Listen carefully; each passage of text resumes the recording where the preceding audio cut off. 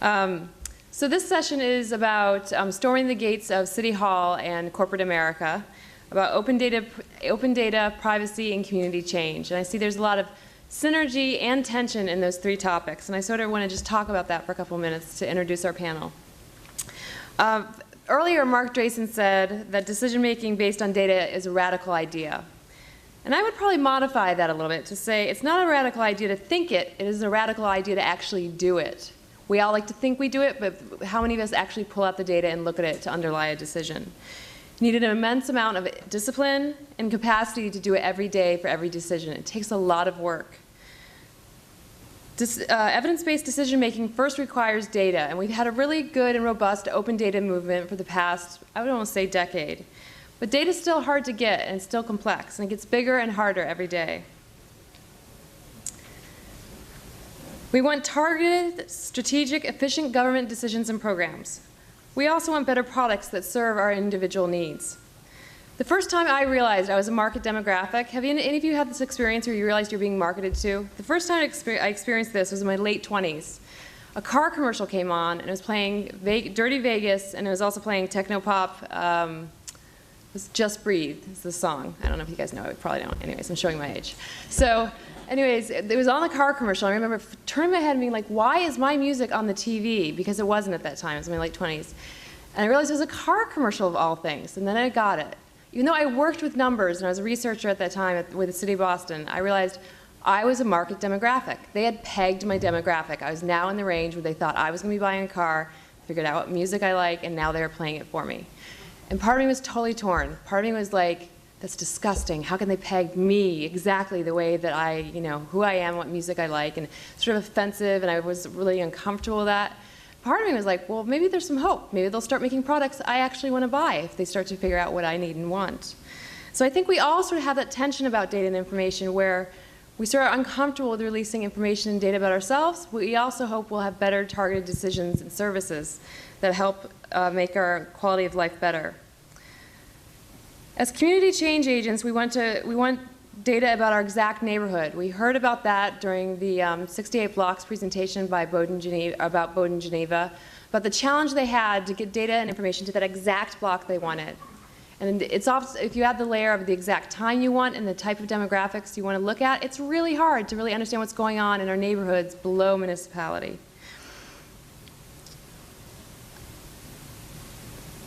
To get that level of information is what's really important. And that's how we really make change on the ground happen, when we really understand what's happening in our neighborhoods and can make the case to policymakers. But are we willing to trade off our own individual policies to get that better data? I mean, are we? We're always concerned about who's gathering what data, who's gathering what information. Do we ever get that information back from them? Do we ever get access to the information we're helping generate for the corporations and for our government? Sometimes, but not always. It is getting a little better. At least we're talking about it. And the idea is these are big data sets, and they're generating intelligence for those companies to make money off of. They're generating intelligence for our government agencies to make better targeted policies and decisions and services. But do we really understand as community advocates how to advocate within the big data era and how to make the case for our communities? I don't. I'm just starting to understand what big data means. So what is big data? What does it mean? I have to say one of the questions I got the most often this year from community members, I would literally get an email and said, how can I use big data in my work? And it was from a small CDC in one of our neighborhoods. And I'm sitting there thinking, I have a staff of 13 and I don't know how to use it. I'm not sure how you're going to use it either. So this is how I would define big data. And big data is relative. A big data set to my organization is not a big data set to Google. A big data set to your organization is probably not a big data set to my organization. It is relative. But they're large in size, right? That's clear. Big data also falls into your ability to work with messy data sets and your ability to clean them up. It also has the idea of your ability to join disparate data sets to gain intelligence. So it's not just about the size and do you have the computing power. It's about do you have the capacity to work with those data sets and glean intelligence. So the digital divide is no longer about do you have a computer, yes or no. Do you have broadband internet access or high-speed internet access, yes or no. The digital divide is now about do you have the capacity to work with big data and gain intelligence from it. How do we as community organizers and activists, people who are working on the ground for change, how do we fit into that? What is our role? In light of all these trends, open data, big data, increasing concern about privacy, and a real interest in evidence-based decision-making, what are municipalities, community-based organizations, and advocates to do, and how do we compete with the organizations like Google? We'll hear from some speakers today who will give us some insights into these questions. They won't have all the answers, but we're going to start a good conversation today about that. So today we're going to have a panel with 3 speakers, and I'll introduce them in a moment. And this is going to be a general discussion for everybody. And then we'll be following this with a workshop where we're going to get into more details about actual methodologies and standards, and really starting to figure out an action list for what we need to do to start making sense of big data and community change. So we have 3 speakers today, joined on my left here. Thank you for coming today. First will be Michael Johnson, or excuse me, I should say Dr. Michael Johnson. Thank you very much. He's Associate Professor of the Department of Public Policy and Public Affairs at University of Massachusetts, Boston. Dr. Johnson received his PhD in Operations Research from Northwestern University in 1997 and a BS from Morehouse College in 1987. Excuse me, 1997-1987. Dr. Johnson research enabled public organizations serving disadvantaged and vulnerable populations to develop programs and policies that jointly optimize economic efficiency, beneficial population outcomes, and social equity.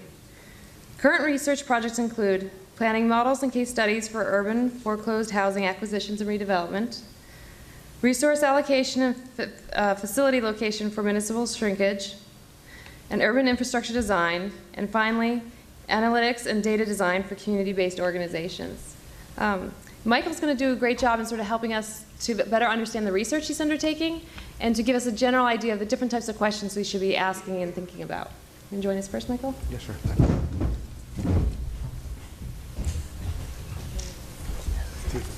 Great. Well, good afternoon. And where's my presentation? Thank you. So I'm going to talk about this notion of data, what you can do with it, what can be done with it to help community-based organizations do a better job. And we can start by this notion, this question which motivates my work in this area, which is how can community-focused community-based organizations create information, not just access data, to better fulfill their missions.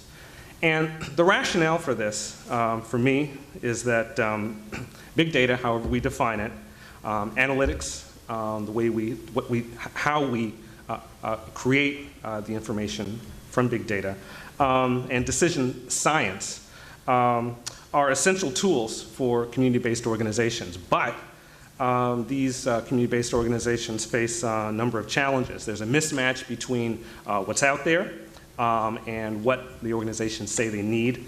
There's a lack of resources to make best use of it. And there is insufficient capacity for organizations to take a break from the stuff they got to do to think about the decisions they really need to make that are in the long-term service of their organization's mission. There are a number of key notions here. Holly has already given us a definition of big data. I think of community-based organizations, the ones that I do work with, the ones I'm most interested in, are those especially that serve lower-income communities, which are locally focused. They may serve communities that may cover a few square blocks up to a few square miles. They're resource dependent and they're mission rich. And I think of analytics as the use of a variety of methods, qualitative methods and quantitative methods, to transform the data we're given, the stuff that's in spreadsheets and databases, into information that give us insights about the programs we want to develop, the services we want to deliver, and support decisions that help us choose the directions for our organizations that are best or optimal. So Holly already gave the definition, but I did want to say a few words about URBAN.Boston. This URBAN.Boston is a node or a local chapter, so to speak, of this initiative, Urban-Based Research Action Network, that is founded by the Community Innovations Lab at MIT. And the goal of the national sort of urban effort is to foster these these collaborations between researchers and communities to develop these innovative policy solutions. And the emphasis is on developing the collaborations. I'm trained as an engineer, as you see, so my bias is always towards getting a problem and figuring out what to do with it. But sometimes there is value in engaging a variety of stakeholders to ask more basic questions. Why are we here? What is it that we really want to do together? What counts as a problem?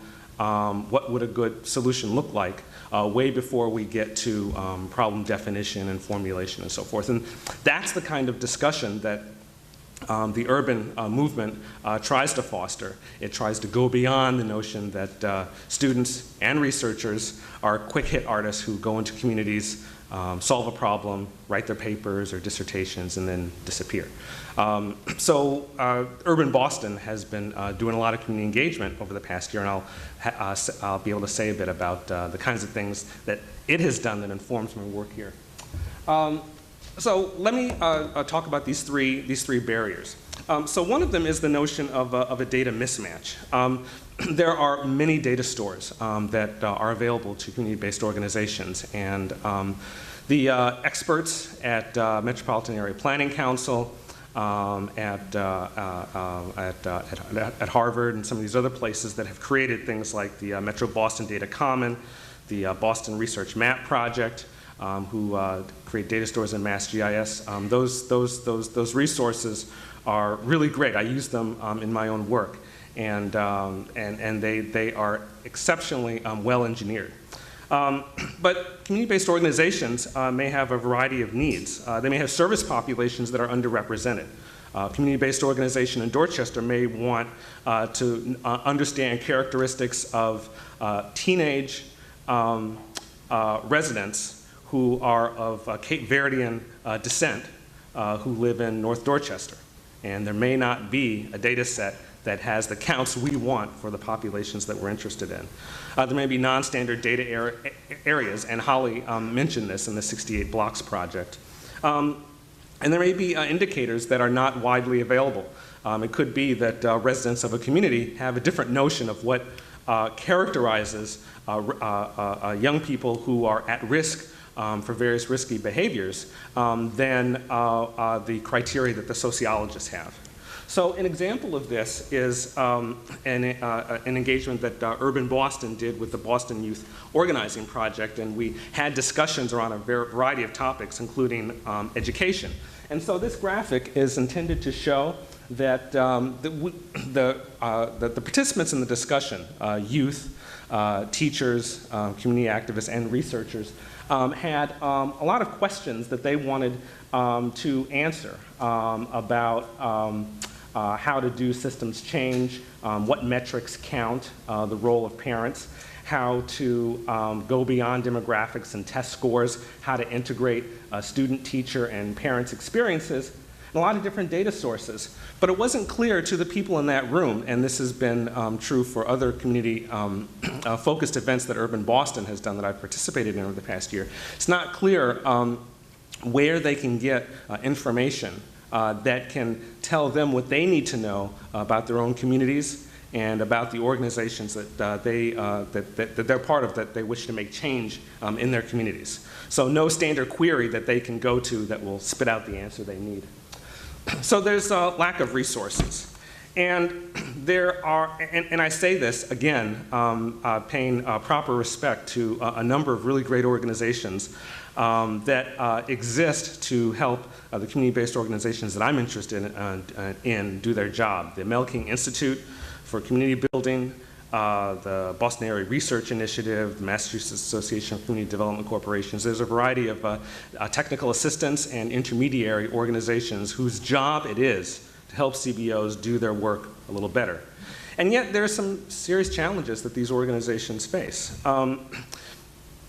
Staff at some organizations may find it challenging to use Microsoft Excel productively much less geographic information systems. Now, there's progress in technological applications that can create user interfaces that are easier to use. But if those of us who are researchers are communicating with practitioners who have challenges using spreadsheets, then we have some work to do. Many organizations have staff who know their communities really well, but there may not be people with training in business administration or public policy or urban planning who can speak the language of the researchers. And of course, there's the question of appropriate technology, hardware and software to do the job. So another kind of challenge is this notion of decision opportunities.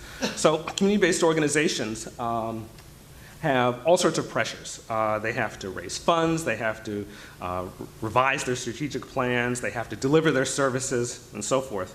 And yet, they may, as a result, they may not have the luxury of asking themselves, so what kinds of problems would we really want to solve in order to fulfill our mission, not just the ones that we have to solve because we got money from a funder or there's some crisis in our community. That's the notion of a decision opportunity. Suppose they defined this decision opportunity. In what way could they solve it? There's a whole field, operations research or decision sciences, that can help them do that. But a lot of those models are very mathematical and quantitative and not well suited to the needs of community-based organizations. And finally, there's the notion of decision aids. Again, there are lots of applications out there, most of them are kind of technical and academic, that purport to assist decision makers in figuring out what to do once you give them the data. But community-based organizations may not need or may not be able to use productively a computerized decision support system. So what's the nature of a decision aid that can help them? So an example of this is an exercise in values modeling that I did with a local organization some months ago, where the question was, what kinds of strategies in housing community development should it pursue in order to deal with the foreclosure crisis and the frozen housing market in the region that it serves. And it's one thing to articulate a goal like maximize the quality of life in the neighborhood over time, but it's something else to say, well, how will we get there? And through a lot of brainstorming, one might be able to articulate some objectives like maximize the amount of green space in a community or maximize the impact of responsible investors. But how do these various goals contribute to the overall goal that a community organization has in mind? So sorting out all these questions and figuring out what the trade-offs are is quite involved. So up till now, there's been no mathematics, no description of computer models or fancy graphics because I think there's a lot of talking and OR type thinking that can go into trying to figure out what we want to do and what data will be useful. So now let me circle back to the questions that motivated me to start. So what problems do we want to solve? Question, what data do resource-constrained CBOs need to achieve their goals? So I'm motivated by the idea that what's really important may be very hard to capture inside a computer. There may be residents in a community who have great knowledge about what counts, but may not be able to translate it very well into numbers or to computer files. There may be oral histories that are important to help us understand what to do, but that requires a lot of thinking and listening.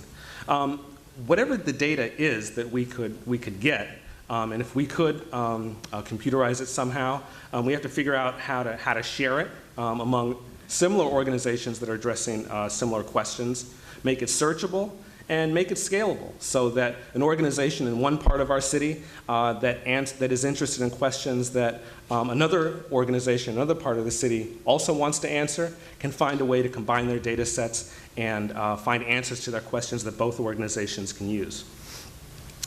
The question of how CBOs can make these informed decisions can come through descriptive statistics, what is out there now, predictive analytics, what is likely to happen in the future given what we know is out there now, and prescriptive analytics, models that can give recommendations of all these different courses of action, of all the different foreclosed units that a community-based organization could acquire to redevelop, which 2 or 3 or 4 with the limited funds available will make the greatest contribution towards stabilization. That's an example of predictive analytics. So solving these problems are pretty challenging. The way that I think of approaching it, and this is informed by my work with URBAN.Boston, is to first start by engaging community members and organizations and asking some basic questions to understand values and priorities. You know, what problems do we want to solve? How can the problems that we identify that are important to us motivate the question of what data we need to solve the problems? What kinds of technologies, hardware and software, are most appropriate in order to get the information we want and to take advantage of decision opportunities? The solution may not be to create an elaborate database, but instead to create smart lists and figure out ways to search what we want pretty quickly. Then I think we need to collaborate with professionals to develop these information and decision aids. They may be rules of thumb or policies and procedures, the things that you could write down and describe to people for a certain kind of client who requires a certain kind of service. Our best evidence from the data we've gotten before and the outcomes that we've observed is that they should receive this kind of service rather than that kind of service. But there's also an opportunity to use computerized databases and applications. Next question is, what will a successful collaboration look like? So this notion of collaboration is really central to what we do. And I just had the opportunity this morning on another project that I'm doing, working with the planning department, where we had started the project saying part of what we do midway into the project is engage the community. And at this point, my client said, no, we're not going to engage the community. That's just going to cause problems. They will object to what we do, and it'll be controversial, and we shouldn't do that. Okay, so that's one way to do it, but I think it's preferable to start with the community and ask them to help us figure out what data needs we have, what kinds of resources are available to solve the problems, and then to develop solutions that are affordable. They don't require a CBO to spend $10,000 on new computers and software. They ought to be flexible. They can solve a variety of problems. And they should be interdisciplinary. It shouldn't just be my view of what an operations researcher thinks a community-based organization ought to do. But if I were a sociologist, I would not want a solution that only relied on my expertise as a sociologist. We hope that through this activity, community-based organizations will be empowered to advocate and lead more effectively. And we hope that in this kind of process, residents that represent the diversity of the neighborhoods will be central to this solution process, not reflect just the makeup of the experts who are brought in to solve the problem. So this is just a taste of what we're doing. As I said, there were no fancy graphics or demonstrations of apps, but perhaps in a year or so, I'll have some answers to share with you. And I wanted to make sure that you could connect with URBAN.Boston. We are an ongoing concern. We'll continue to have community outreach events. And if any of you would like to join us, we welcome you on this journey. Thank you very much.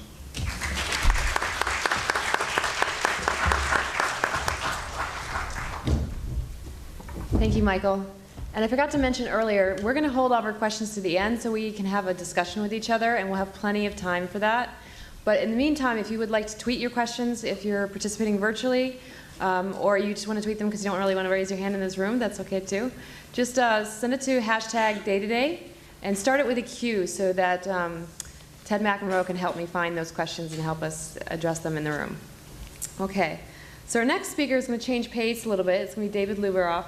He is going to talk a little bit more about municipal and academic partnership.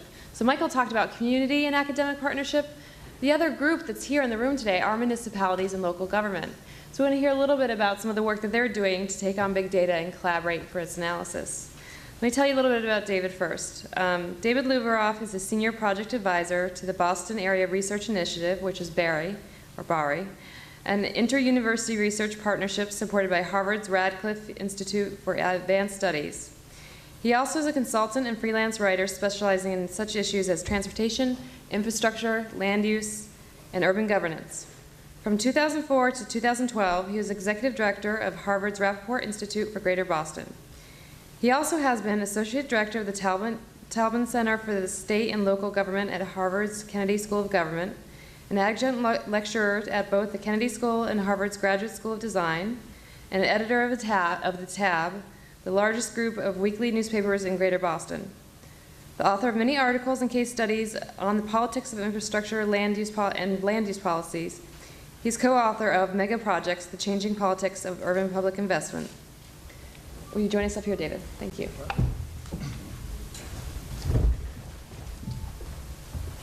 So the first giveaway here is, since I was a newspaper editor and newspaper reporter,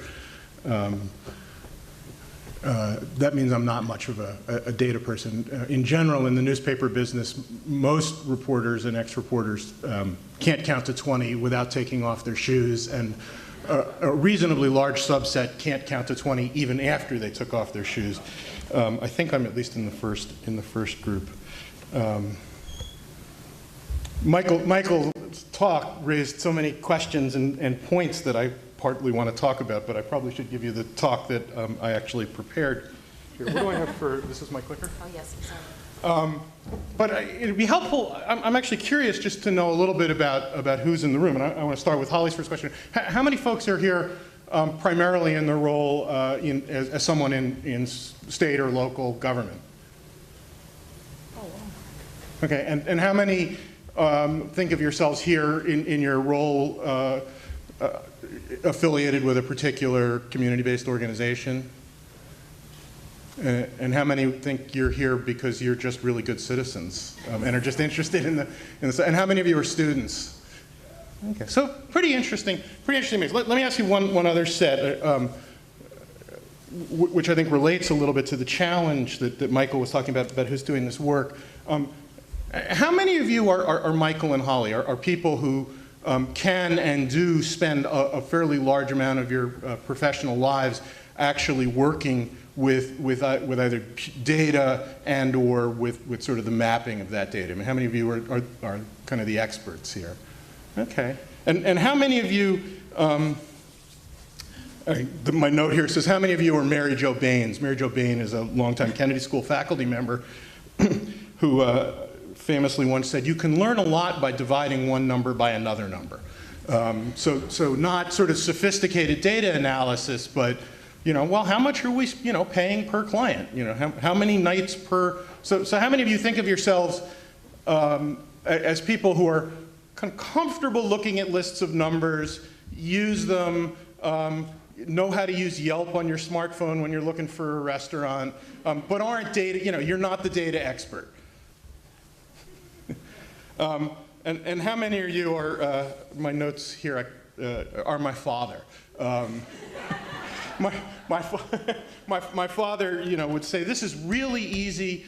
Any 10-year-old could figure this out. Will you please find me a 10-year-old to explain this to me?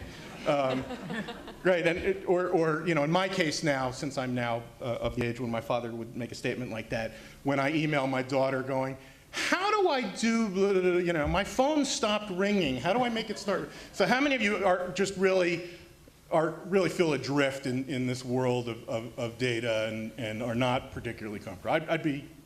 We got somebody. It's okay to admit it. So, we have this interesting mix, and I think Michael points out this challenge, which is how do we think about this interesting mix of people with skills, which is going to replicate in all of the kinds of organizations that you're talking about. So I've been involved for the last 2 years directly, and this builds off of work that I was doing at the Rappaport Institute before then, called the Boston Area Research Initiative. a collaborative approach to policy, practice, and research. And it really is trying to figure out where is a productive, useful, worthwhile intersection between the worlds of research and the related world of teaching, the worlds of policy making, sort of what ought we to do, and the worlds of practice. Well, what are we actually doing? Because sometimes, as Michael pointed out, data is important to help us figure out how well or badly are we doing anything. On the left, our sort of public kickoff of this was a major conference called Reimagining the City-University Connection, because this is, in part, trying to reorient, I think, the way some universities, I would say the one we're standing in right now is probably better at figuring out these connections than some other ones on the other side of a river that I won't name. This is our sort of our mission statement. It suffers from many of the problems of mission statements. But what I want to focus on is what we're trying to think about here, and this is slightly different than the Urban-Boston model.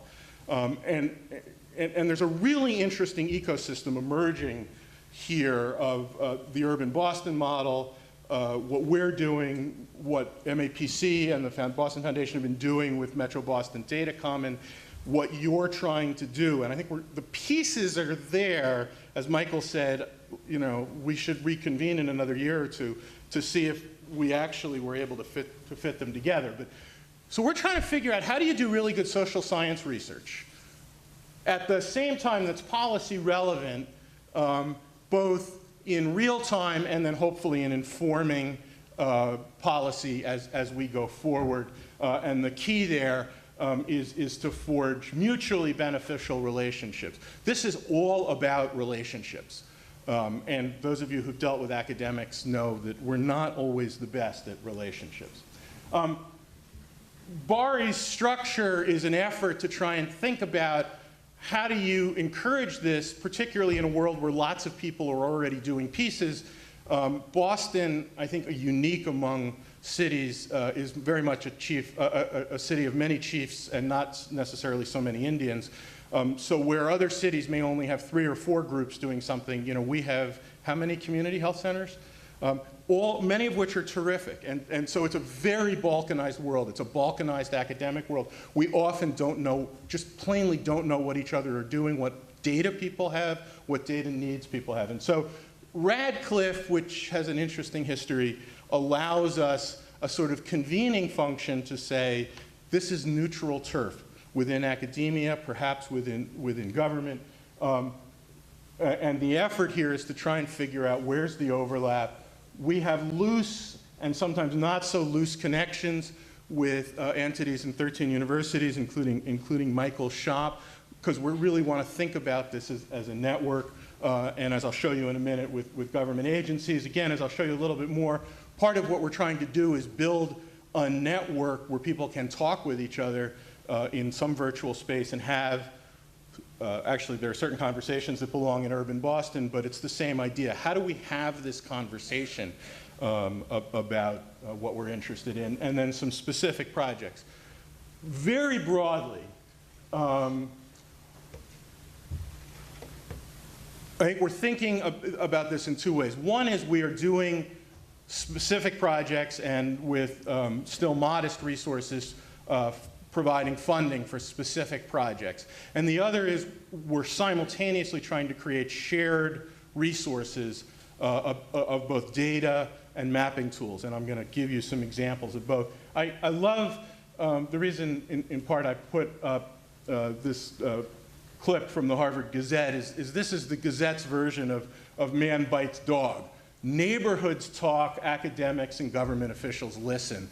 I think, at least at the Harvard Gazette, apparently was worthy of a headline. This was from a session we held at City Hall where we realized there are probably about at least 2 or 3 dozen faculty members teaching courses that use Boston, often with hands-on elements, working with many of you.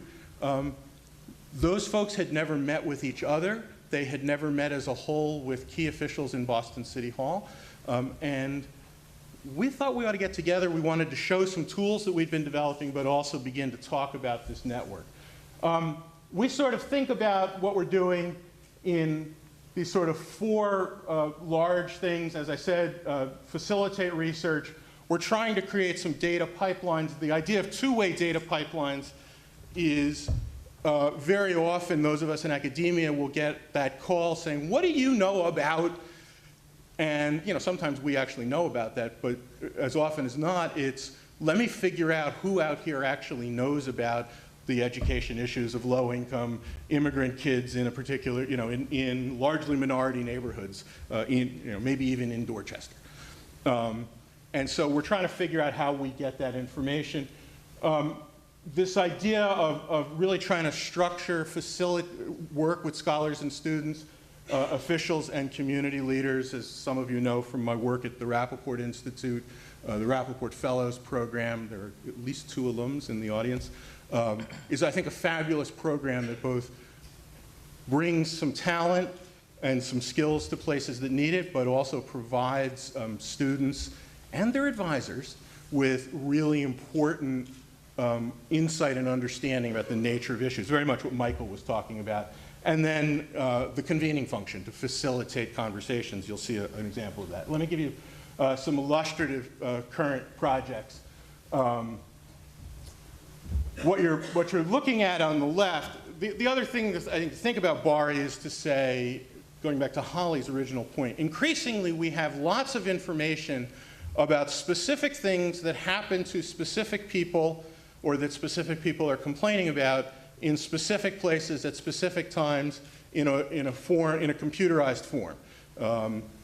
Most local governments, not all, now, it used to be if you called and said there's a pothole, somebody, wrote it down on a piece of paper and handed it to the DPW folks, and we never knew anything about that. Now, in the city of Boston, this is actually a screenshot off of the Mayor's Office of New Urban Mechanics.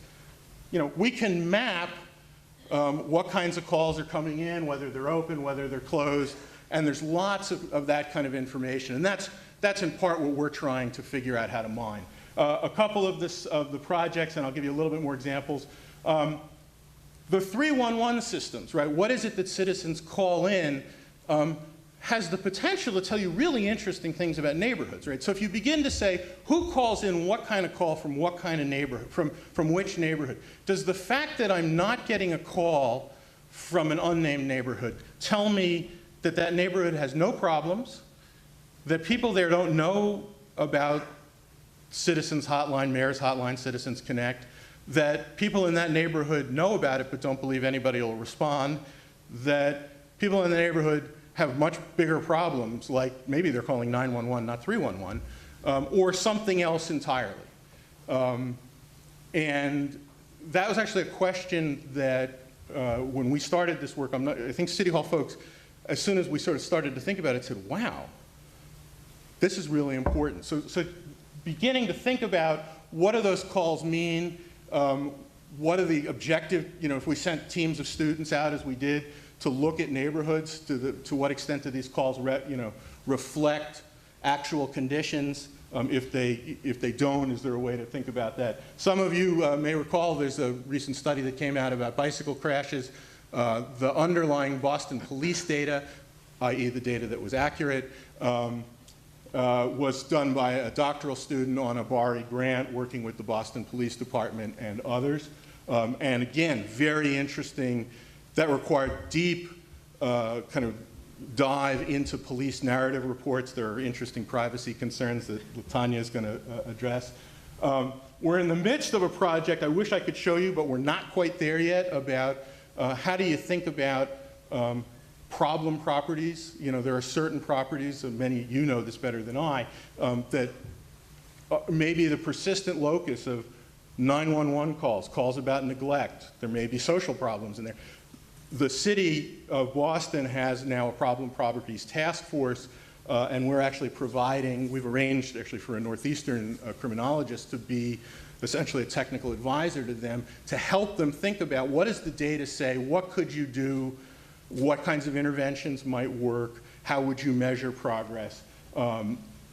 My hope and the city's hope is that we're going to be able to roll that tool out as something more public within some future, relatively short future period of time. But there are, again, really interesting privacy questions. Boston school assignment, as you may remember, there was a little bit of debate about this. It turned out there were 3 or 4 academic teams that were looking at this issue that had not talked to each other. And we wound up bringing them together because we think of ourselves as a convener. And among other things said, do we have all the data we need? The piece of data that was missing was we didn't actually have, nobody had the data on what was it that people requested. Not where did they wind up, but what did they ask for?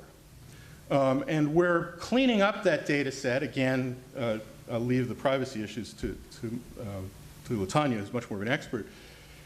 There turns out to be potentially some really interesting patterns in that, right? Because the assumption is if you give people a really good nearby option, they're going to take it up. And it's not completely clear that that's always true. We have no idea why. And that's an important lesson about data, right? So data points you to the right question. Boston Map I will show you, which is the mapping tool that we've developed. Teaching Boston is an initiative that I've been involved with, which is trying to figure out how do we encourage these courses and in part use them.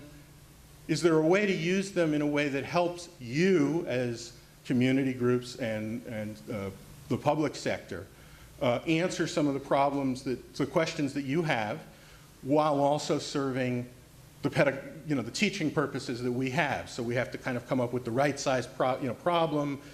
Is there the right kind of information available, et cetera. It's a very hard but extraordinarily rewarding thing. Let me show you now.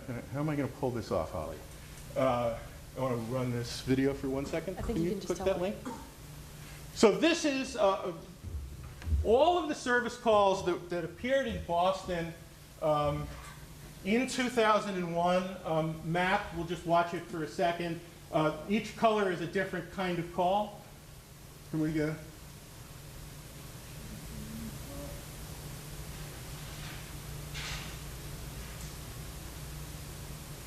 One of the really interesting things of that, and there's a shorter extract of this on the BARI website, is this was the year of one of the hurricanes. Right? So you can just sort of see each day. You can just stop it, right there. This runs for about 4 minutes. It's it's great stuff, and then things quiet down. This is just, so stop it there for a second. So this is just housing complaints in. I can't quite read that, but it's relatively early, and that looks like the spring.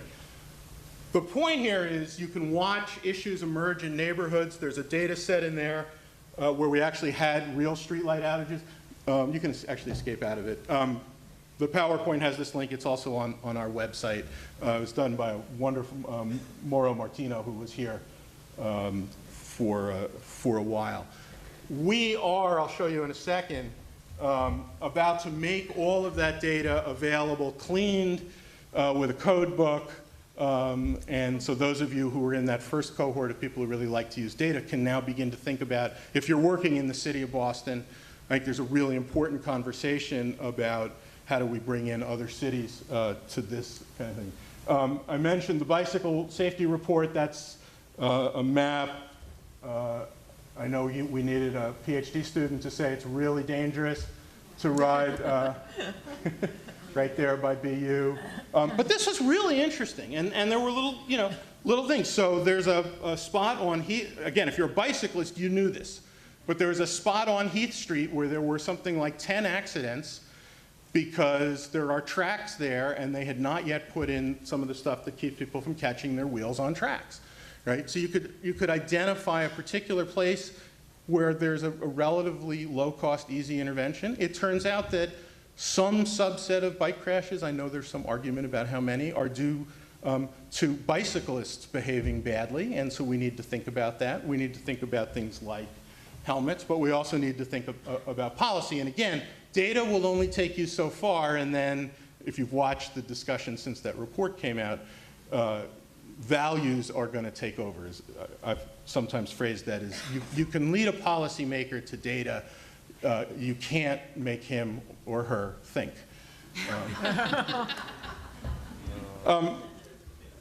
the next sort of piece, this is a really neat, and this actually gets at the issue that Michael was talking about. When the 2010 census came out, the Boston Redevelopment Authority, every time a new census comes out, the research department, many of you know Alvaro Lima, gets these calls saying, what does my neighborhood look like? What's the race? Whatever measure you want. And Alvaro, pulls up and he says, well, where do you live? And they say, they give you an address on, on say Savin Hill, and Alvaro says, actually Meeting House Hill. Well, in Dorchester, and they're like, Dorchester isn't my neighborhood. Meeting House Hill is my neighborhood. And so the BRA built this really cool tool, which you can get to from the BRA website or from our website, that says, okay, you can go in and draw exactly what you think your neighborhood is. And we will click, and it will then highlight all of the census blocks, that you just highlighted, and it'll tell you some basic information. So this is, in fact, Meeting House Hill in Dorchester, and it's a screenshot. It gives you race and ethnicity, but it gives you sort of 8 or 10 of the biggest census indicators. By the way, this has the potential to give us really interesting information about how people actually define neighborhoods, which was the subject of one of the interesting posters out there. The really cool thing is they put a button on this. I believe it is, well, up that little red thing up next to the pie chart, that brings you immediately to something we have built, or something that's been built with funding from us and others, called Boston Map. It's part of a project at Harvard Center for Geographic Analysis called World Map. That is exactly the same area that we just defined on the BRA viewer. And Boston Map allows you to then throw in a bunch of other information. For argument's sake here, and because we were on a conference call, these are census tract level data. What I'm showing you specifically in the colored things is percentage of people who were immigrants since 2000, but there's lots of other similar kinds of information. What's, I think, even more important than that, so it's like, well, that's great, David. You've just given us the 93rd way to look at census data, is this is an open source system that allows people to upload other data. So all of those stars are community-based organizations in there from a data set put together by a doctoral student a couple of years ago working on the first rollout of Circle of Promise initiative, which was trying to figure out, if you recall, how to connect some of the youth with community-based organizations and the schools. It is still obviously a work in progress. But again, it allows, so we're beginning to now take public data, of the census form, sort of information that people have collected.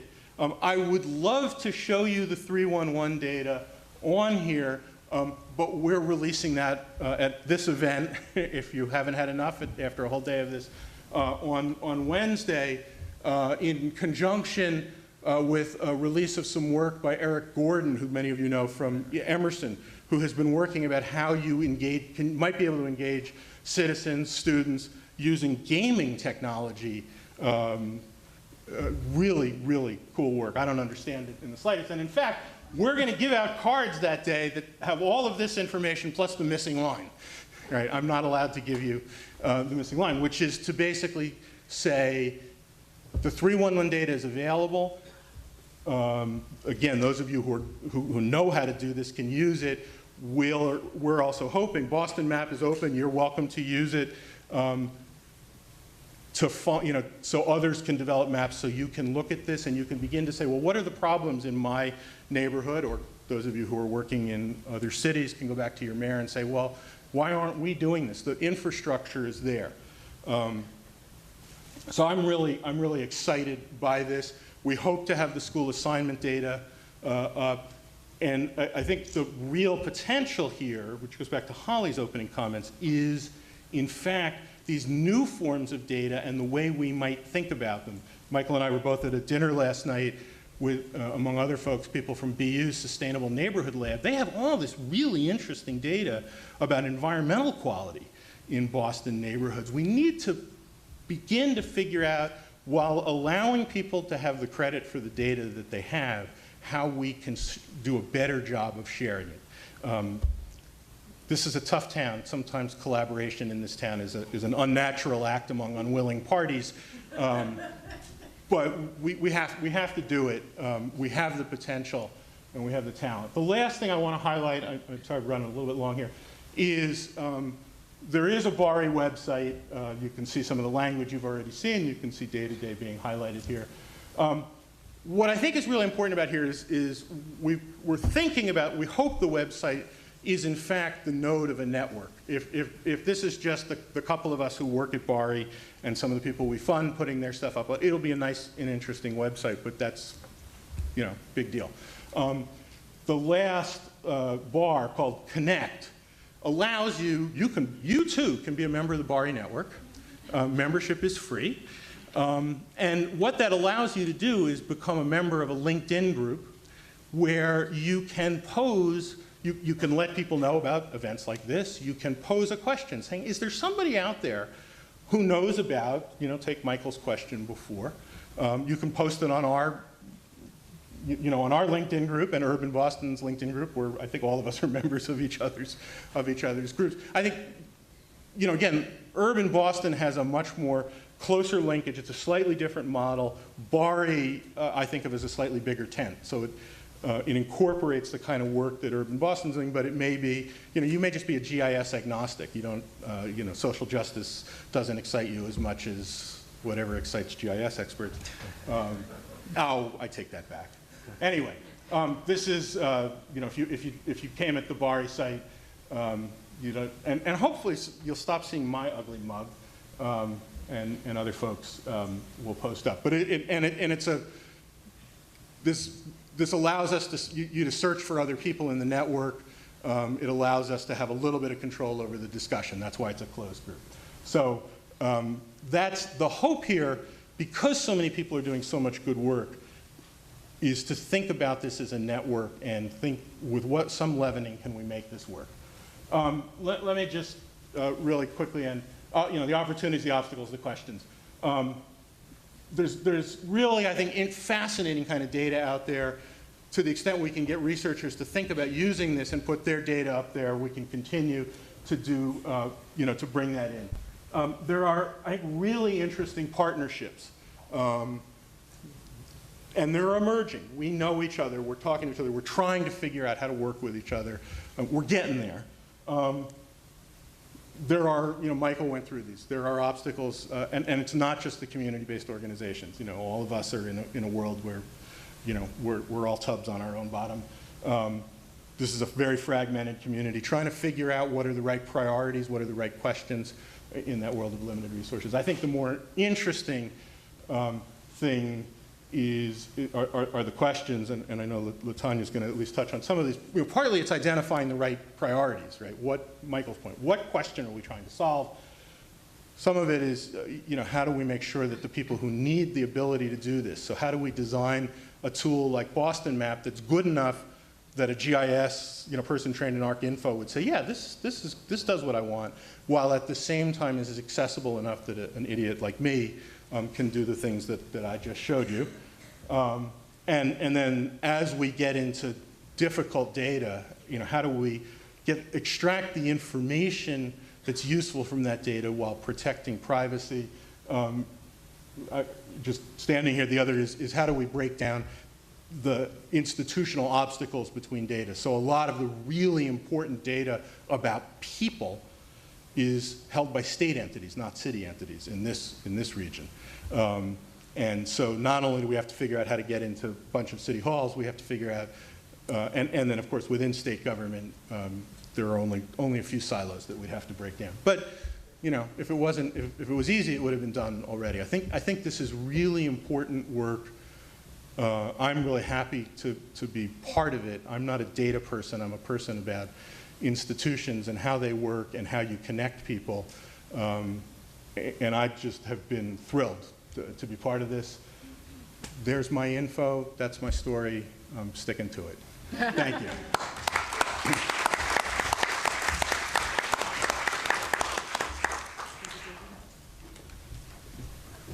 Thank you, David. So clearly you can see that we think part of the answer is partnerships, right, to all the questions we were asking earlier. And we are so wonderfully rich in academic institutions here, so we should be able to capitalize on some of those partnerships. The next speaker is a person I had the benefit of meeting earlier this year when she hacked a data set I was working on. So it was an interesting way to make a good friend, and I look forward to working with her in the future. But I've been fascinated by her work ever since I learned about it. Let me tell you a little bit about her. It's Dr. Latanya Sweeney. She's Professor of Government and Technology in Residence at Harvard. Professor Sweeney creates and uses technology to assess and solve societal, political, and government problems, and teaches others how to do the same. One focus area is data privacy, and she's the director of the Data Privacy Lab in IQSS. I don't even know what that stands for. Institute for Quantitative Social Science. Thank you, at Harvard. Just close off the tongue. Professor Sweeney is an elected fellow of the American College of Medical Informatics with almost 100 academic publications, 3 patents, explicit citations in 2 government regulations, and 3 company spinoffs. She has received numerous professional and academic awards and testified before federal and international government bodies. In 2009, through a national GAO search, she was appointed to the Privacy and Security seat of the Federal Health Information Technology and Policy Committee. Tanya, you join us up here.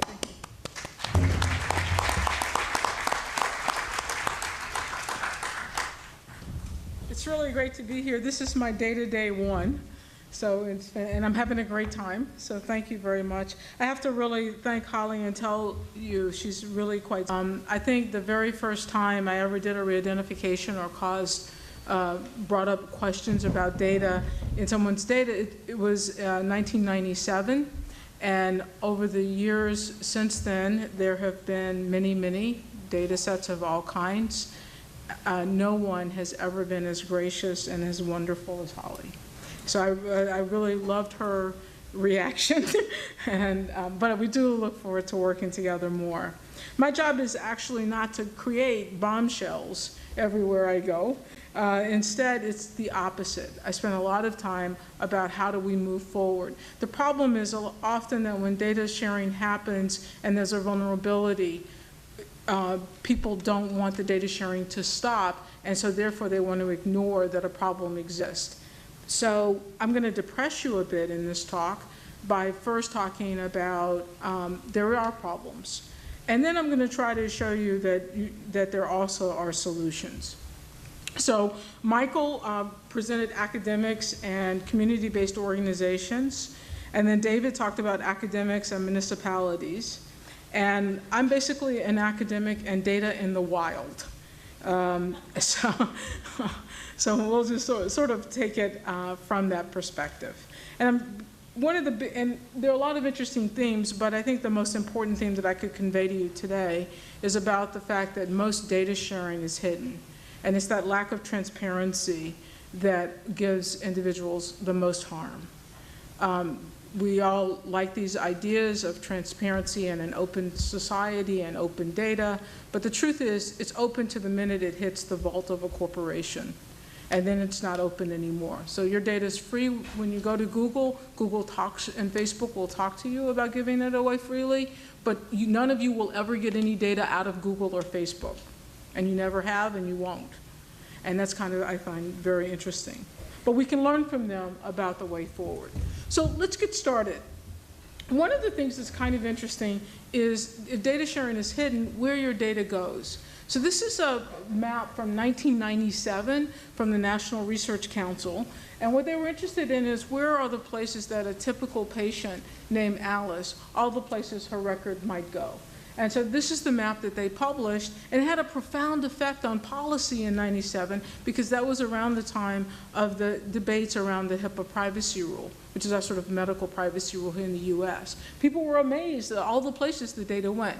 So HIPAA promulgated in 2001. So in 2010, I said, well, let's repeat that experiment, and let's figure out what are the typical places that data go in 2010. So this is 8 years after HIPAA. So it's not the policy that had anything to do with that. It has to do with technology. Technology has simply changed the world. It's simply easier to collect data, and it's easier to share it. And so if we look at old ways of redacting data or thinking about privacy, it's not going to be very successful. We have to look towards new technological ways. So earlier this week, we put online another version of this map. This is the 2013 map. And this map is interactive, so you can actually go to it and you can click on the nodes, and it begins to talk about what exactly is the kind of data that's being passed from these various entities, and who are the companies that are doing this passing, for example. And it's kind of interesting. A lot of the nodes you would recognize, such as you, the patient, is in the middle. You might go to the hospital and so forth. But some of the nodes are kind of a little more interesting from a policy standpoint. So for example, here's the node from your employer. And the dashed line means that the data doesn't have your name on it. It's called de-identified. Whereas a solid line means the data does have your name.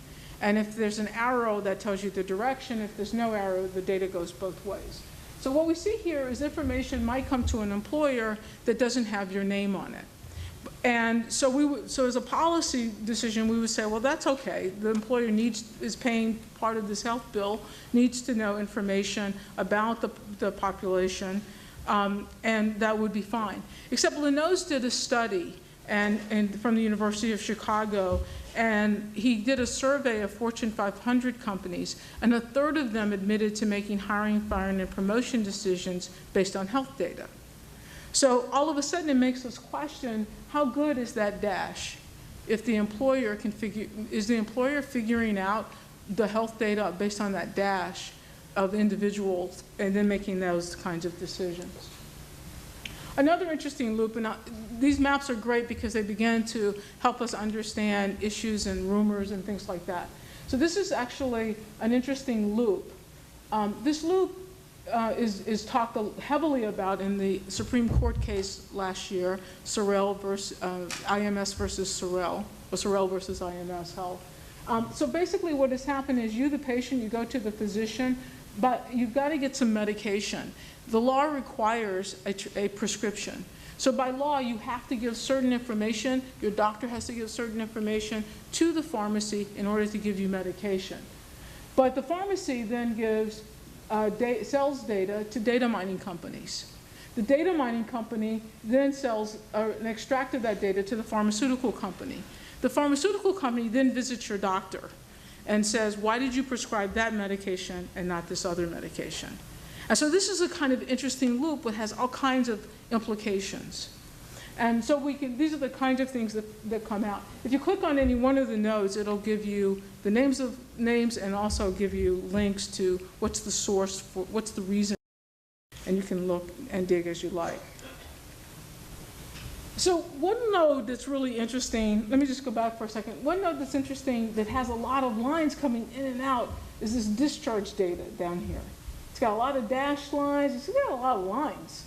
And it says state and consortium. Another interesting line that wasn't in the 2010 is analytic. And that's another analytics, and that's also another big new area.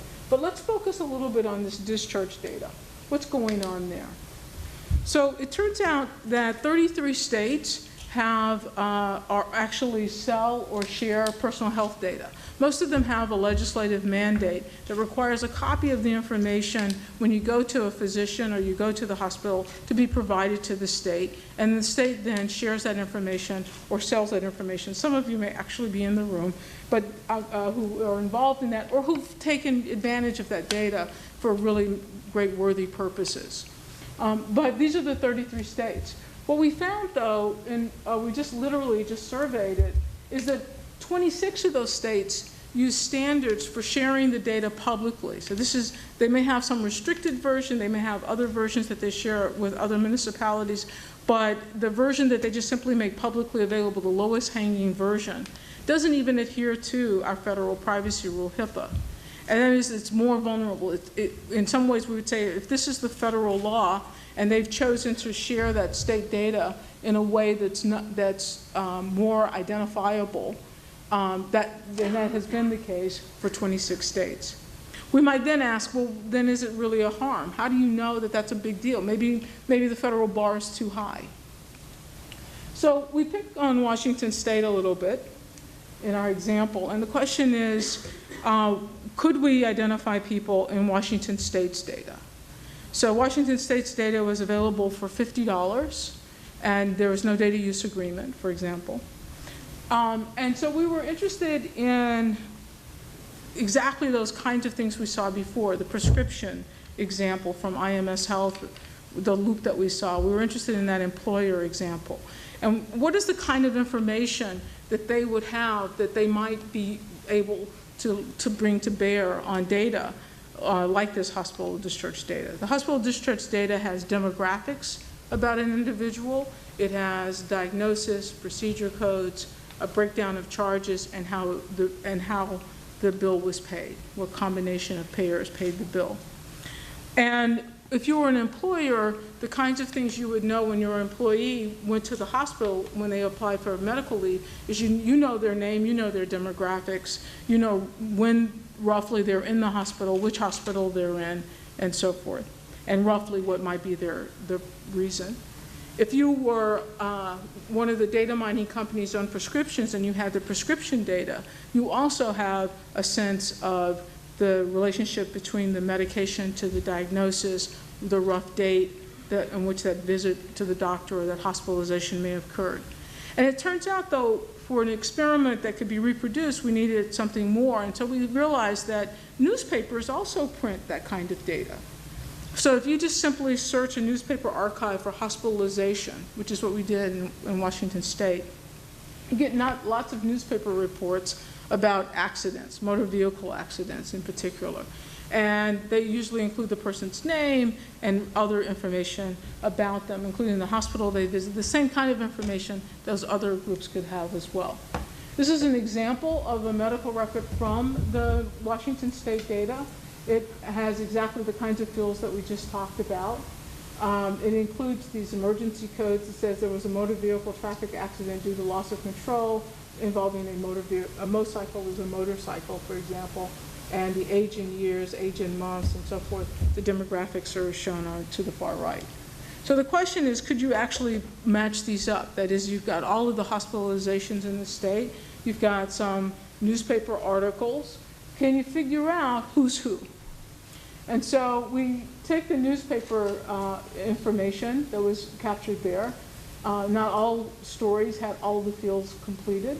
And then we just turn to public records, which are those on-site ones that have varying prices. And we define what is the person's residential zip code. We then take the news plus the residential zip code and linked it to the hospital data to put back a name to the previously de-identified hospital data, the hospital data that had no name. We then gave the data to Jordan Robertson, who is a reporter for Bloomberg News, but who was willing to follow a particular confidentiality protocol. He contacted each of the people that we re-identified and was able to confirm for any that he got in touch with that we were absolutely correct in each of these matches. So this is not a probabilistic match. The argument here is very simple. If these are the fields I have about you, I match it specifically on the data, and only one record shows up, it must be you. And then if no record showed up, we would take out a field, and then if we got a unique match, we would consider that a match. And the accuracy went all the way through to 2 fields. So that's an example of sort of a low-hanging example of risk. So now that everyone's depressed, let me try to tell you that just as technology generated this problem, technology is actually the way out. So Google doesn't share its data, neither does Twitter. In fact, I actually wanted a copy of all tweets as they're coming out. And it turns out that I can't even do that. It's just such a nightmare to just have the storage mechanism, better yet, begin to manipulate the data. Google's data is also massive. And what is happening in the world of these supermassive data sets is they begin to explain to us on multiple levels, not only the economic, financial, because this is their revenue stream, but also just the simple technical volume, that the days of giving data are going away. The idea that the way I share data is I give you data. And instead, what has happened is we look at Google's tools like Google Trends and Google Correlate. These are really and even the map routine that you showed, that's actually probably how we'll give data in the future. It has fantastic utility. Data's already cleaned up. It's already integrated. And the tools are there. And it also protects privacy at the same time. That's an example. But we're not there yet. And there's going to be a transition. And maybe we'll never really get rid of small data sets that have to just be given away. And so we've also been building tools. And so this is a tool here at aboutmyinfo.org. And you can actually figure out how unique you are by demographics. So one of the earliest examples I've had in my career was to say that 87% of the US population is unique based on date of birth, gender, and zip code. Now, most of us may not know that. And even if you do know that, you don't know if it's you. Or if you're trying to produce a data set that you're trying to share, how do you know which zip code or which person or which combination is likely to be unique? And so the identifiability server allows you to put in those kinds of variables, and it'll report back to you how many people have those characteristics. So for example, this is a population that has over 100,000 people in it, but yet there are very few people, so only one person really for April 14th, 1952. But if you only gave his year of birth, notice that it begins to look more like 267. Or if you gave an age range, it would look more like 535. Let me give you another example. This is in North Carolina, population 10. So this is a young boy, I think 10 years old. And even if I gave a broad range like 2003 to 2007, he would still be unique. Now, what's interesting is this zip code in North Carolina is in a larger area that you would never know it was such a small zip code. And that happens around Boston all the time. Around the Boston area, there are all these little pockets of zip codes that have very small populations. And what this tells us is that even if I just do the old back of the envelope calculation and decide, oh, you know what I'm going to do? I'm just going to give an age range, because after all, who could figure out an age range? We'll still have these vulnerabilities. So these old kinds of rules don't help very much. So we have some new rules to think about. So I'm going to stop there and let you know that our goal is very simply to change. I'm a computer scientist by training. I usually start my talks by apologizing on behalf of all computer scientists everywhere for the privacy problems that we have created with this technology that for the most part we didn't know any better. And so what we're trying to do now is absolutely have society enjoy the benefits of new technologies, absolutely have society enjoy the benefits of the kinds of data sharing and the kinds of visions that were described today. But we want to do so where society doesn't feel it has to choose, either having these benefits and foregoing privacy, but how do we make sure that we can move forward with both privacy and utility? And I'm willing to work with any of you here on a risk assessment of your needs and also solutions for sharing. That's sort of what we do. In summary, what I tried to show in the talk is that data sharing is hidden, and you can't possibly predict all of the places and ways that the data that you might give out will go, or what data that they may bring to bear on that. And so that sort of older way of thinking about data is probably not the best way forward, and that there are new ways, and that technology promises us a better tomorrow. Thank you.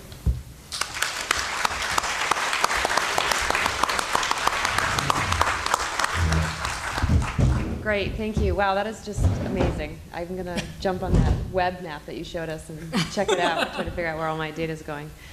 So we're ready for questions and discussions right now. We have 2 mics roving around the room, so people want to raise their hands. Also, we're going to get a mic to Ted McEnroe. Do you have any questions from the, okay, question from the virtual audience? So again, if you want to submit questions via Twitter, just start your tweet with a Q. The first question we got is goes back to the data sharing on the Harvard World Map and the different data sets. What do you do to ensure the quality of the data that's being posted alongside some of the other data that you've already put there? It's a great question, and one we've been talking about, and obviously one that bedevils any kind of an open data system. We're talking about, and I think we're going to move towards some sort of an identification system that basically says, this is data that came through our system, and we think it's we know it's reliable, and you're on your own with some other form of data. Or certainly, any of the data, the metadata information will include the source and who provided it. But that, all of us who's ever kind of worked with any of these sorts of systems, that turns out to be one of the really interesting challenges. The other flip of this, which is not the question, is folks who upload data have the ability to decide, is it open? Do they want people to just be able to know that this is available? Do they want people to be able to perhaps see data but not download it? So, because there is that concern on the other side, what are you going to do with this? Or if I'm a doctoral student, I want to make sure that I get to publish it first. Great, thank you. Questions from the audience? 2 questions over here. Please say your name and organization, please. Josh Weiss, and it's BPS Workshop is my website. It's not my profession. But interestingly, one of the data sets you spoke about is kind of related to my question, which is the school choice data in Boston. And my question, which was kind of prompted by that, is if you're dealing with a government agency or other group, and they may have very legitimate privacy concerns, what's a strategy for working with them to kind of find a solution to allow them to comfortably release as detailed data as practical within those concerns? And I hope my colleagues who know this world much better than I, there are really good ways to de-identify data, so including at what level, because if you say this was the only 6-year-old who applied on this street, then I probably can figure out who that is. So you may have to go. But there are de-identification strategies. What we've been told, there are a bunch of states, Massachusetts is not one of them, that have been developing what they think of as integrated data systems that allow some of this, particularly at the state or the county level, data sets about people, and often the legal issues are used as a way, as sort of the way to say no. And at least one person who's worked with this has said the key here actually is to put several lawyers in the room at the same time, because they may start canceling each other out. But that's more tactical than, it's a legitimate concern. I think it's one that can be addressed. I would just add that 2 things. One is one of the tools that we're working towards that we have funding for to develop is a tool that basically allows you to go sort of like the identifiability server, but you could actually go and query about, I'm getting ready to release data like this, and it'll begin to give you recommendations about what to do with the data in terms of redacting strategies. It's called PrivaCert, so be on the lookout for that. And any of those you are interested, just let me know.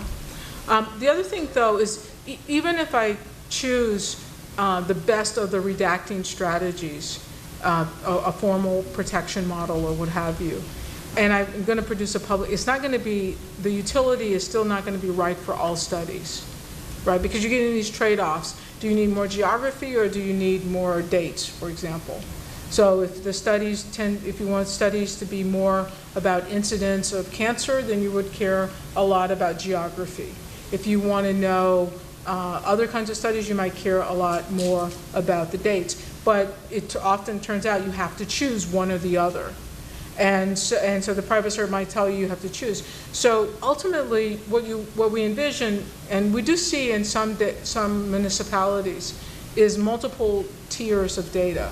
So there's sort of this low-hanging fruit that we think is made to solve the main problems, main questions that people would want to put this data to. here it is, and you know its risk and so forth, and it's pretty low.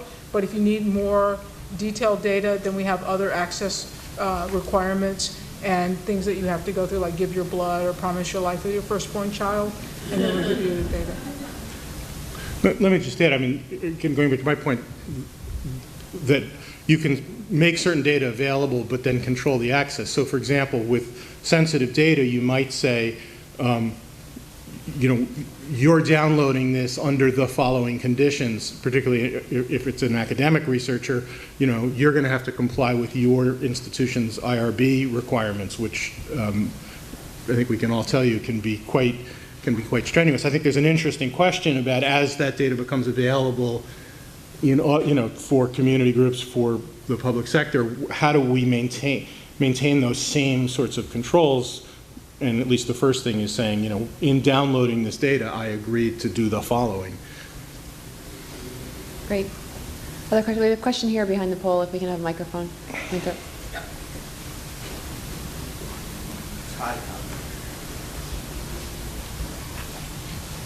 I'm in public health, and one of the things we've done historically has been vital statistics. But Sir, can you introduce yourself? No, we can hear you. Just can you say your Frank's- name and your organization? Frank Singleton, City of Lowell Health Department. Thank you. We've had the last 5 years an opioid overdose program where we've actually gone in and used the death certificates, which are public. I could actually publish a map showing where everybody has had an overdose in Lowell and for what, whether it's opioids, heroin, or what have you. That's public data. The mugshot stuff you see on those ads that pop up on Yahoo or what have you, there's a lot of public data sets out there that don't have any of these protections at all that are being marketed right now. So maybe someone could comment on, I'm not worried about the government, I'm worried about Citibank, or I'm worried about some of these marketing initiatives that are taking public data sets that are not protected and are using that to deleterious effects. I mean, you've been arrested once, had your mugshot, and all of a sudden this thing is sent to all your neighbors because someone went on that website and identified that readily. Yeah, so I'll start with the mugshot part first. So this is a fundamental conflict in our American society. Democracy requires a kind of transparency that we give by releasing data. So one of the reasons mugshots are public, arrest records are public information is because we don't want secret arrest, right? We publish our real estate data because it's a way of making sure taxes are fair. And so this has been a way historically our democracy has worked. And the example of the mugshots is a great one because so they're publicly available. There are companies who go and they harvest the mugshots. They rig the mugshots to show up so that if you type in a person's name, among the first images that will appear prominently in Google searches will be that mugshot. If the person clicks on, and remember, a mugshot is taken at the point of arrest. These people aren't convicted of a crime. And many of them, maybe a high percentage of them, are not convicted of a crime. You click on the link, you go to the website says, if you're this person, we'll take it down, and they charge a fee. It's a version of extortion, right? And there's not one company, but the number of these companies, as we've been tracking them, are growing monthly. So if you get caught in this scam, you now can pay over $1,000 or more to get removed, but that's no guarantee in 6 months what new sites will be there. But solving that, we might be able to, I did talk to members of the Department of Justice and elsewhere, you know, maybe there are some opportunities for legal pursuit with respect to some of that, but fundamentally, it is an interesting issue about how do we, ultimately, how do you have democracy and transparency and democracy while sharing that kind of data. And the death data is another example. The Social Security Death Index is another example where we didn't want people fraudulently using Social Security numbers, so as soon as you die, we publish your Social Security number so that people can't use it. And so as you said, you know. The only thing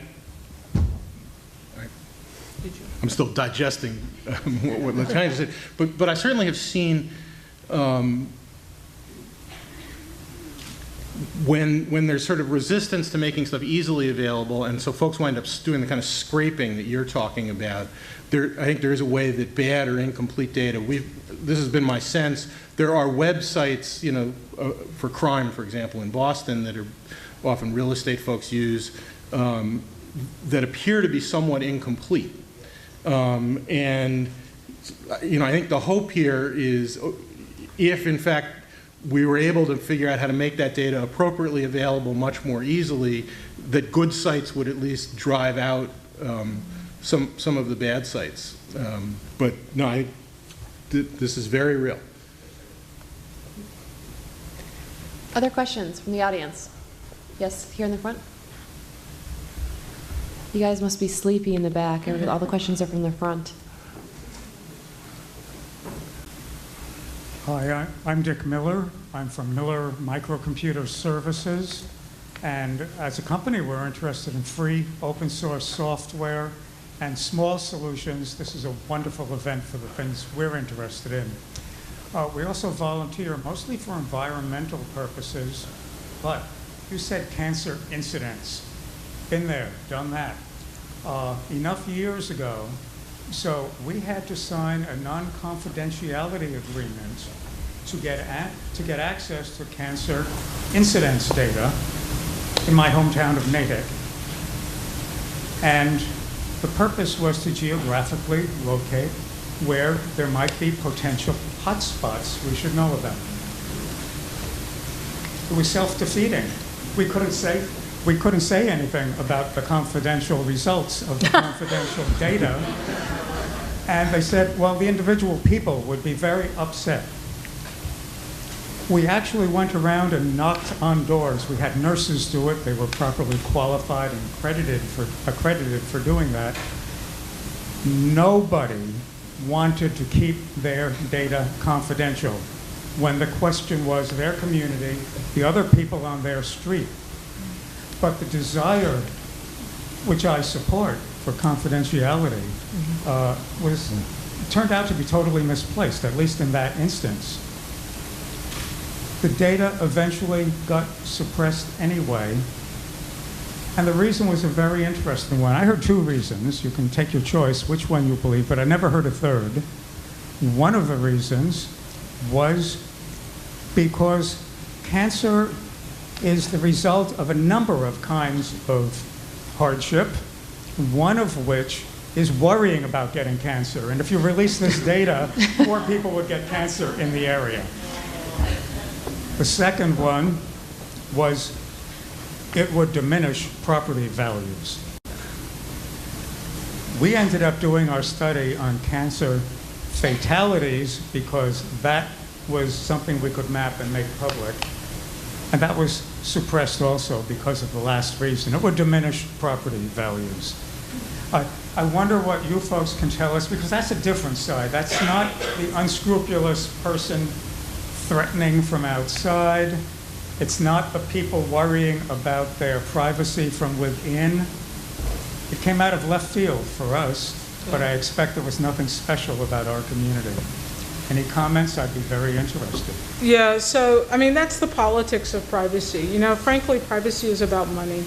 Almost always it's about money. Whenever there's a conflict and they start using the privacy word, the P word as I call it, the first thing to do is to figure out where's the money or where's the political issue.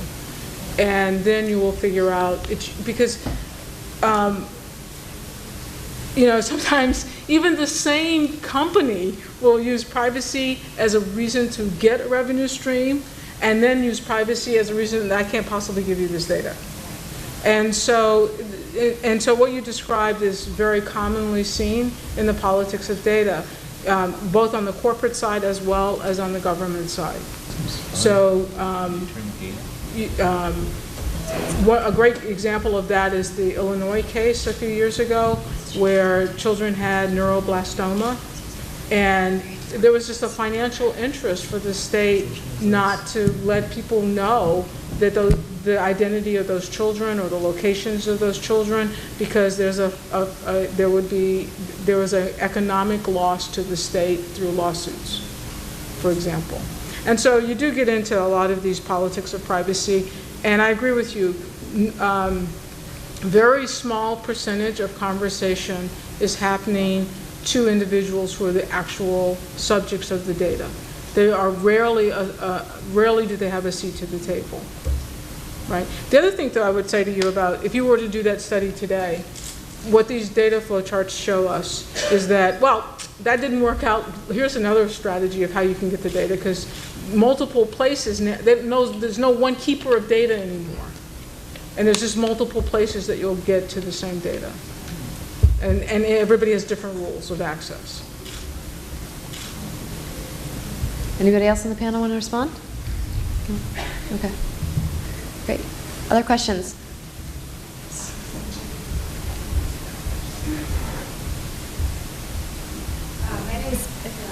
My name is Betsy Cowan. I'm the executive director of Eggleston Square Main Street. And we've talked significantly about ways to build community capacity to analyze, gather data. But I'm also wondering, on the flip side, how do we build researcher capacity to speak the community's language? And I'm going to give a brief example. A few years ago, a prominent local foundation was interested in understanding the realities of inner city businesses. I work with small local businesses.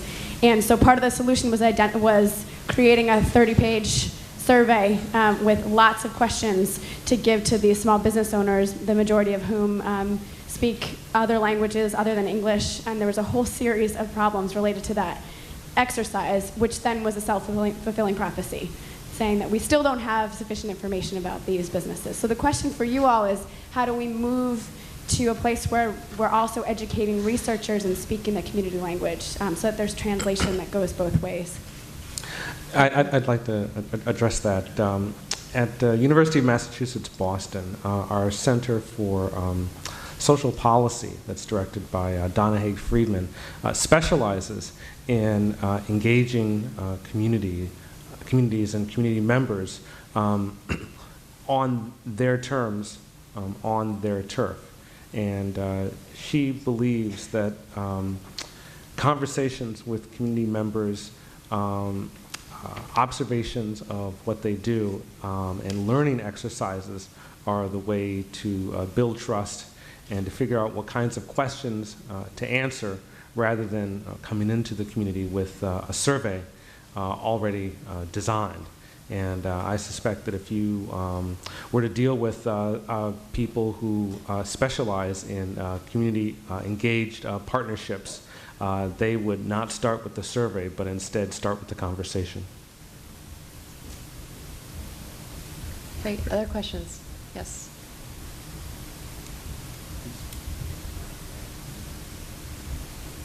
My name is Qianqi Huang, and I'm with Asian Women for Health. And my question to the panel is that oftentimes Asians are usually lumped together as one group. And I'm very interested in knowing where can we go to have the disaggregated data on Asian communities? Like, do we have to go through every municipal health agency, whatever, to have data? I mean, what would be the way to go?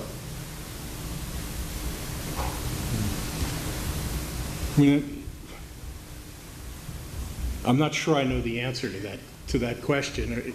Certainly we know at least some of the census data, within that category, Asian, there are at least a variety of subcategories, but it's not clear on the other reporting forms. And I don't know if there's a way sort of creative, I don't know whether one of Latanya's networks, if I know that this person comes from this neighborhood, and I know that this neighborhood is primarily a Cambodian enclave, what's the probability that I can now guess that person is Cambodian? But that's a pretty inelegant solution. It might be the only one. Well, that's the world I work in, is that inelegance. You should see my desk. But that's true. I mean, if it was a problem in my space, remember I live in the wild world of data. In my space, I would, when we've had to back into ethnicity questions to try to get the data, we've used name proxy. So we go all the way back to re-identifying the person solely for the purpose of using their last name as a proxy. And the other thing that we've used historically has been marketing data. Like what kind of magazine subscriptions or newspaper subscriptions or Facebook likes, Facebook information, things like that, as a way of classifying, and not just for ethnicity or race, we've done it for other categories as well. Great, other questions? Yeah, we have a question. Ted has a question. Or maybe it's a virtual question. Thanks. It's another question from social media. How do the changing social and cultural expectations of what people expect to be private impact policymaking, and maybe get your opinions on how should that? Well, I mean, on the one hand, it depends on, which constitutional amendment you want to be behind. If you want to be behind reasonable expectation of privacy, then being able to look at how our society is viewing privacy expectation begins to change the landscape. If you, on the other hand, look at privacy through the lens of illegal search and seizure, then that's just a fact that I have this. But I think the way society will end up having to look at it is through personal harms. So people are probably being harmed, seems likely, without knowing it. If this Leno study is correct, people are losing their jobs or not getting promoted because of their health condition. That's an economic harm to individuals. People give out information on Facebook and routinely will say, well, I don't mind because everybody else will be in the same boat in 10 years. Well, that's not quite true. Not everybody's doing that, so now you'll have a disadvantage because when you're trying to run for office and other people are trying to run for office and they didn't make that decision, there's a difference. And so I think it's to be decided how American public will have to address these conflicts as they become more evident. It's not really clear that it just means, oh, we'll just move to a transparent society, because I don't think we know how to function that way. I would just, in a really completely different vein, I think you're already seeing a sea change in at least how certain governments function. The idea that the only way for me to kind of get in contact with an official is to call them or email them, that's already happened, right? That there are other ways to communicate. This is why I find Eric Gordon's work so interesting, which is to begin to say, as we hit this sort of next generation, or maybe it's already the last generation of things like smartphones, and so the folks at the Mayor's Office of New Urban Mechanics are thinking a little bit about how do you use sort of some of the gaming mentality to begin to encourage certain kinds of sort of pro-civic behaviors. Well, if I know, what was the famous Obama thing? If I know that my neighbors and my Facebook friends are voting, then I'm much more likely to vote. Well, if I know that the people around me are also likely to, engage in, other sort of civic behaviors, perhaps I will do that. I will do that as well. So I think people are thinking about that, and now you run into just sort of the challenge that most of you know, perhaps better than I, of how you change any process in a public bureaucracy or an underserved nonprofit. But I think you are seeing an expectation that nonprofits and public sector are going to behave and have the kind of access in a way that we expect from for-profit entities. Okay, we'll take one last question. Any other questions from the audience? Yes. Hi, my name is Matt. I work for the Community Development Department in Cambridge. And, so I had a question about, look at the website Wikipedia and how they've been, seemingly, from what I gather, very successful, constructing this very accurate database information based on people providing content. And I was wondering if, in your opinion, that model could be applied to other types of public databases, maybe like geospatial databases. I'm thinking in terms of people editing maps and other things like that. Like, is that an applicable model that could be applied in other, like, non-technical, databases? I'd just like to say, because then you can respond to what I'm just getting ready to say. So, for example, 311 data. So, I have to worry about the privacy of it because I never told people up front that, well, hey, are you willing to say this stuff and share it? But suppose they had a website where I could put my name and say, there's a pothole right here, and I'm saying this, and this is who I am. Now, there are no privacy problems in sharing the 311 data. So this is a really great idea to work around from this kind of thing, from privacy, for example.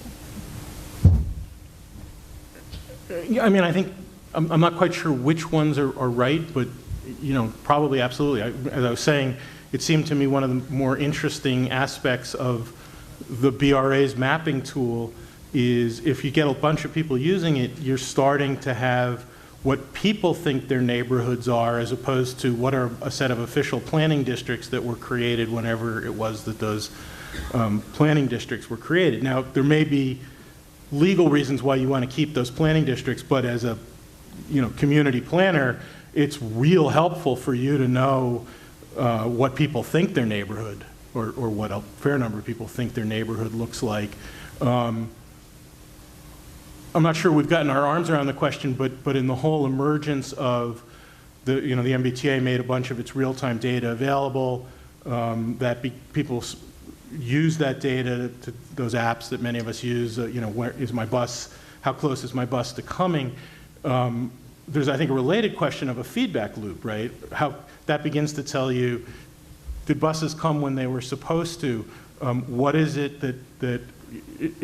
what are people complaining about? So that the T very actively was monitoring, what was coming back on Twitter accounts and was talking with some of the developers of those apps in terms of what kind of feedback they got. So you can imagine, I think, feedback loops. Eric Gordon's work in the Boston schools on thinking about how you would design evaluation systems, you run into that question about particularly when it's public sector, how do you think about the quality of that data? I think that's a dealable problem, but I'm not completely sure. I think you're right, but we're not quite sure where that's at. I wanted to add a comment. A lot of the Wikipedia model has individual users choosing to edit data that they presumably know a lot about. In some contexts, individual users, one after the other, may not be enough to give us the information we seek about neighborhoods. So Dave Luberoff's example about the Boston Redevelopment Authority's map application, where the user draws an outline to define their own neighborhood, and the application queries a census database to give information at the census block level, is a really nice application, but the number of variables that you can access at the census block level is quite limited as compared to the number of variables that you can get at the block group or the tract level or some higher level. So if you have a combination of very specific variables that you want information on, and a very small geography for which you want that information, you may not be able to get the reliability you seek by looking for people to volunteer that information to the website. You may have to go to engage the community directly, face-to-face, and use more traditional social science methods to do interviews and focus groups and surveys. Great. Let's thank our panel for a really fascinating discussion.